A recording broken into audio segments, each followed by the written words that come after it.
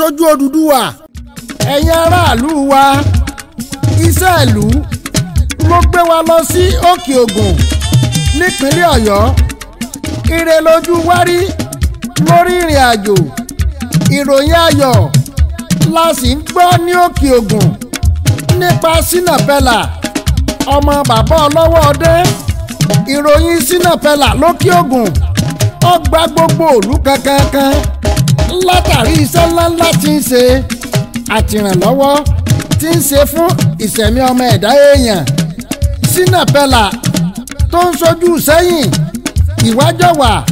ìtẹ̀síwájú àti kájọlà nílé ìgbìmọ̀ aṣojú ṣòfin ìgboro Àbújá ó ti fi yùn lọ́lẹ̀ lókè Ògùn ọ̀rẹ́ wa yìí àwòkọ́ṣe lọ́jẹ́ nínú olóṣèlú ó farabalẹ̀ ìgbéraga ò sí nínú ìwà àtiṣe rẹ̀ gbogbo ọwọ́ ní fi ń ṣe ìrànlọ́wọ́ rẹ̀mílẹ́kún olóṣèlú lọ́jẹ́ Shina Pellar àánú lẹ rí hun níbo ló wà tẹ́lẹ̀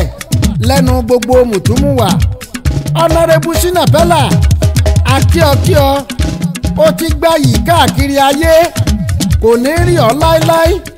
máa bá iṣẹ́ tẹ̀síwájú lọ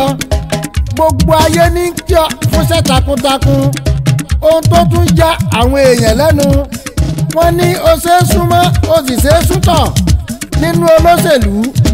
wọ́n ní ọmọ gidi ní ọjọ́ bàbá tó bí ọlọ́mọ níbi káṣóore ọmọ olóore ọ̀hún dà òun náà rèé Shina Pellar ó ti gbéṣẹ́ bàbá rẹ̀ wọ̀ gbé ẹ̀wù àkàpọ̀. Subscribe to my channel and also press this bell icon.